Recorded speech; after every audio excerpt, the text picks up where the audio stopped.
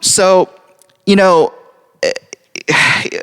past this entire week, the story of Joshua was so encouraging, right? There's a Jordan River splitting, and then Jericho walls falling down, and just things seems to be going so well.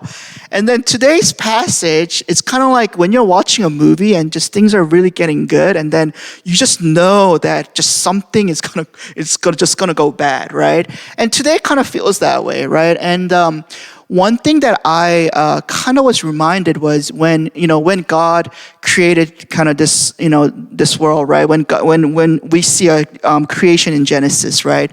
Everything just looks good and everything is harmonized and in peace. And then the moment when the sin comes in, it disrupts everything, right? So today's passage is kind of like that, right? Where it just happens right after they witnessed the fall of Jericho. They had this victorious time, and then this happened. So let me just give a little background since we didn't meet yesterday. So this takes place right after they had a victory on Jericho.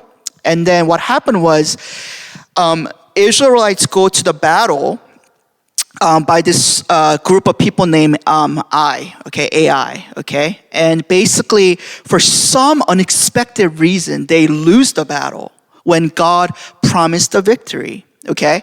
And then so Joshua gets so distressed by this. And Joshua, in yesterday's passage, Joshua goes before the Lord and he gets so distressed. So he complains to God saying, why did we lose the battle? Right? Because you promised us victory. Okay? So there's a very interesting idea that the victory is not actually guaranteed.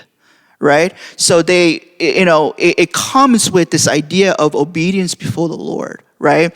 So what happened was God reveals that there's somebody in the tribe of Israel that dishonored God by sinning. Okay, this is yesterday's passage. And what happened was there is this guy named Achan, and he was supposed to go into Jericho and either destroy everything or take it and dedicate it to the Lord. But what he did was he took it for himself. So he took some of the stuff for himself, and we'll see what happened here.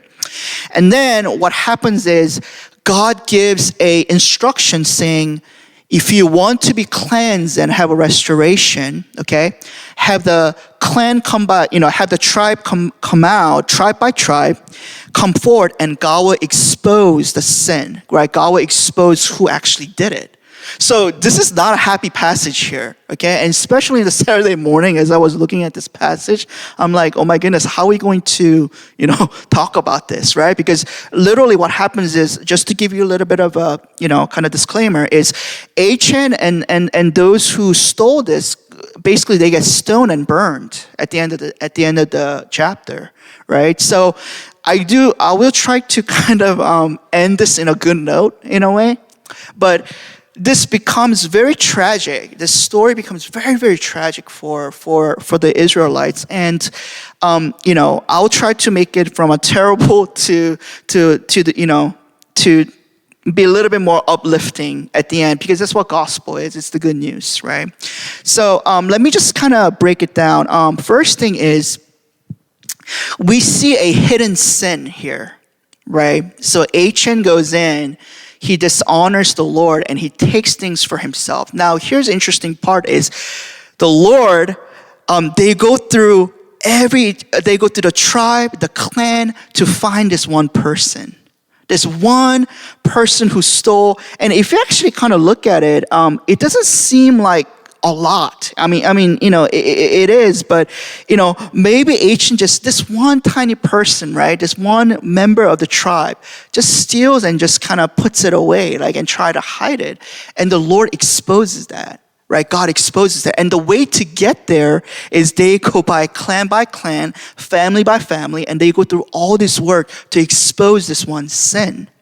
So what that tells you right away is the seriousness of sin. Right? The seriousness of how God takes sin here, right? And further, I think what's important for us to understand is hidden sin. So these are not the sins that we publicly acknowledge, but we have this hidden sin that we usually kind of keep it for ourselves, right? And what this tells us that not only this impacts our personal life, but it will eventually be exposed, right? So I remember one of the theologians said the most destructive thing about sin is that not only it destroys you, it impacts the others. It impacts your relationship. It impacts the community. It impacts the church. Because some way or somehow that sin is going to come out, right? And we see this in Genesis, right? By Adam and Eve's sin, the whole creation is impacted, right? So that's the kind of the destructive side of sin, is that it comes out. And not only is destructive to your own life, but it's also destructive to other people. So what we see here is that Achan's sin costed defeat. And 36 people died because of his sin, right? So there's a seriousness of sin that comes forth, right? I remember... And I'll just give a little bit of example later on. But let's look at verse 20, because I think when we look at verse 20, it's very interesting about this how Achan kind of confesses his sin, right? So let's look at line by line, right? It says, "It is true," okay, verse 20, "I have sinned against the Lord, the God of Israel, and this is what I have done. When I saw in the plunder," right? So I'm going to highlight the word "I saw." "In the plunder, a beautiful robe from Babylonia, 200 shekels of silver and a bar of gold weighing 50 shekels. I coveted them." So I'm going to highlight "I coveted them and took them." I'm going to highlight the "took them," okay? "And they're hidden," I'm going to highlight the "hidden," "in the ground inside my tent with my silver underneath," okay? So there's 4 interesting vocabulary and wording that comes out of here, okay, is number 1, I saw. Number 2, I coveted.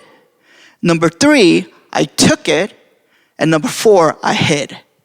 So there's a similar pattern in the Bible where these 4 things happened. Where? In the Garden of Eden, right? This is what Eve did, right? So what did she do? She saw the fruit, right? And she had this desire to take that fruit. She took them, and what happened? She hid herself, right? So here's the interesting part about sin. Sin always begins in the same way, functions the same way, and ends in the same way. Okay, I'm going to say that one more time, okay? Sin always begins the same way, functions the same way, and ends in the same way. So I'm going to break it down, okay? Where does sin begin? All right? Sin begins when God is placed with something else. When God's place is misplaced with something. That's the root of sin. And that's the root of Achan's sin, right? Because what happened? He went in, and instead of obeying and instead of acknowledging who God is and obeying his command, what does he do? His pride and his desire came forth. And if you actually think about it, all the sin comes from this one root issue, and that is when God is placed with something else. When God should be our ultimate treasure, when God should be our ultimate pleasure, when God should be our ultimate reward, right? When that is misplaced, that's the start of sin, and that's the root of sin. Okay, so even in the Bible, you see that the beginning of rebellion, the beginning of sin, is this idea that people fail to acknowledge God, that people fail to keep the word of the Lord. So that's where sin begins, and then it functions the same way. Okay, so kind of follow along with me. Is that when God is misplaced, right? Well, what happens after that is sin functions just the same way. Okay, we see something, and then we desire it. There's a covetousness that birth forth. Why? Because what we tell ourselves is that thing that we see is better than God. That thing that we see can place God's, that thing that I see can place what God has placed in my heart, right? And then what happens? We take an action. We take it, right? And then we kind of hide it from it, right? So if you look at a Garden of Eden, that's what Eve failed to do, is she ultimately failed to acknowledge who God is. So that's the core of sin, right? And then every sin and rebellion ends in the same way, death. Shame and guilt and everything, it leads to death at the end of the day. Okay? So sin begins the same way, functions the same way, ends in the same way. But here's the good news, right? The gospel. Okay? So we will see how God brings restoration through this text today. Okay? So we just talked about how sin begins, how sin functions, and how sin ends. Okay? So we're going to talk about how the restoration, forgiveness, and healing begins. Okay? So let's look at verse 19. All right? In verse 19 it says, "The Joshua said to Achan, 'My son, give glory to the Lord, the God of Israel, and honor him. Tell me what you have done. Do not hide it from me.'" There's an interesting language that happens here, right? Restoration, forgiveness, and healing starts with the confession and honesty before the Lord. But here's something interesting. When we confess and when we acknowledge our sin before the Lord, we are actually honoring God. Right? Because look at what it says. It says, "My son, give glory to the Lord, the God of Israel, and honor him." By doing what? By being open, by confessing, by come before him. And when you do that, what? You're honoring the Lord. Right? So in order for us to experience restoration, that first place where God has been misplaced, God has to come back to his right place. That's where restoration begins. Right? And that's where confession begins. Okay? So acknowledging who God is, confessing who God is, that's the first place of restoration. Okay? Now, verse 22. "So Joshua sent messengers, and they ran to the tent, and therefore it was hidden in its tent with the silver and underneath." So second, what happens is Joshua goes in and he exposes sin. Okay? Now, I want to just say this. When God exposes us, it's not to shame us, but it's to bring, ultimately at the end of the day, to bring healing and restoration in our lives. Okay, I'll give you one good example.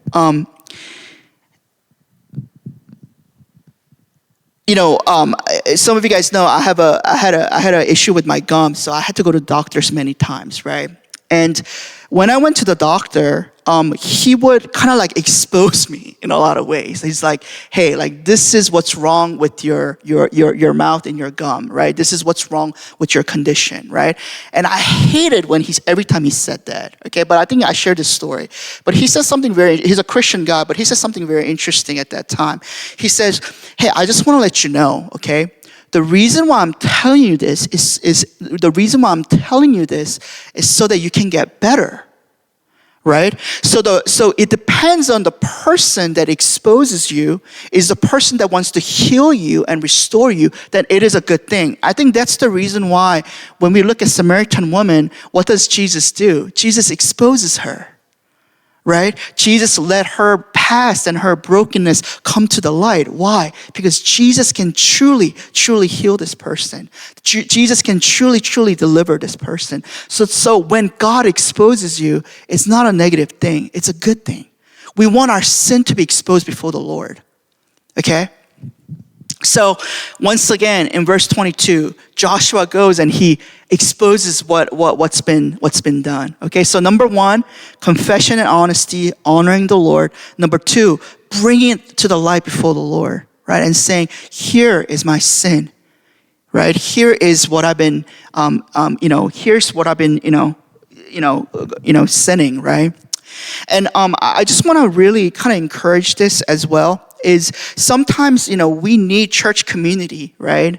We need accountability. We need brothers and sisters alongside of us who loves us, right? And we need to confess to one another. We need, that's a healthy sign. That's a healthy community, right? To go before your brothers and sisters and say, "Hey, like I'm really struggling with this," or "Hey, I've been really feeling this way. I need you to pray with me," right? And the Bible talks about that. Confess to each other.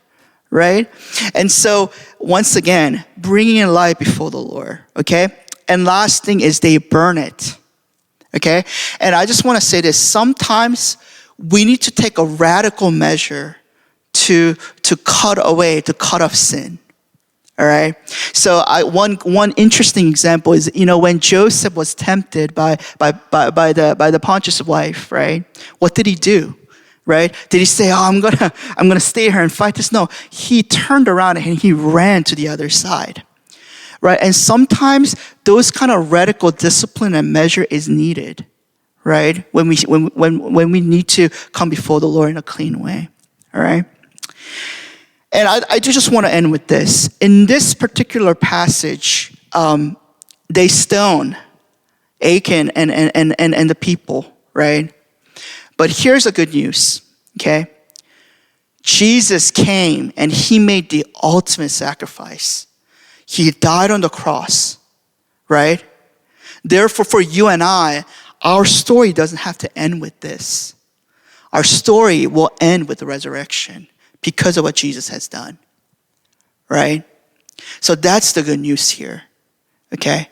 But I do just want to encourage every one of us in this room, right? Is that sin is a serious thing, right? And let me just share one final story, and then we can take some time to pray. Kind of funny story, but 2 weeks ago, I went to get my temporary bridge on my teeth, and then the doctor said, "Hey, I noticed your tongue got bigger." Right? And I was like, what the heck, right? I was like, how your tongue get bigger? And then he said, "I don't know, but I feel like you've been kind of exercising your tongue, so it gets bigger." And I was like, how is that possible? And he says, every muscle grows if you exercise it, right? So what I've been doing is, because of my temporary bridge, it's not stable just yet. So every night I've been kind of pushing my tongue upwards. So by doing that, my tongue got wider, right? Why am I saying this? Okay, there's a point to that, okay, is sin works just in the same way. The more you work it, the more it grows, okay? And then it gets to the point where eventually it brings dysfunction to your body, all right? So the more you feed, the more you work out the sin, the more it grows, okay? And so it is very important for us. I mean, all of us, we struggle with this, right? There's a hidden sin. Nobody is perfect in our walk with the Lord. But I feel like through this message, we have to come before the Lord and get serious about holiness, get serious about going before him and getting our hearts checked out. Okay, so let me just end with this. Okay, number one, all right? Sin eventually does not only impact your own life, but it impacts others. It impacts your family, your friends. But there's hope, okay? Number one, okay? In order for us to step into the restoration, forgiveness, and healing, okay, our confession, coming open before the Lord, is actually honoring the Lord, all right?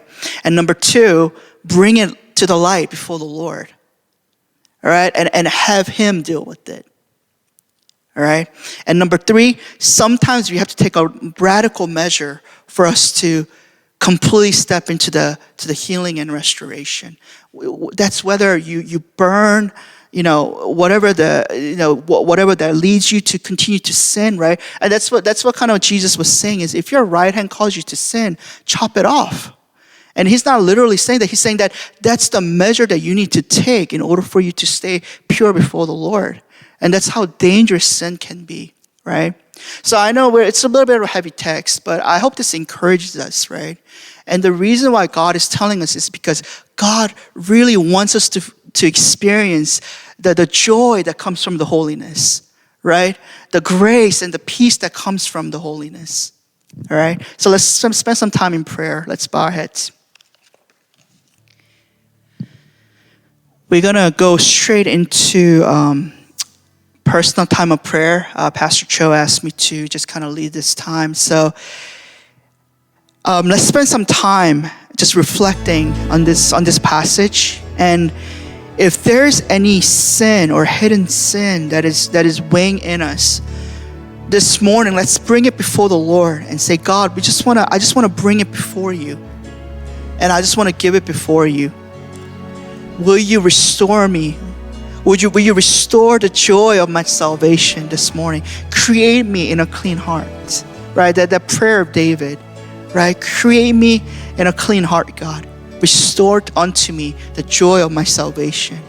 All right, so let's spend time going before the Lord. Is there any hidden parts in your heart where God needs to expose and bring restoration? Let's just spend some time to do that right now.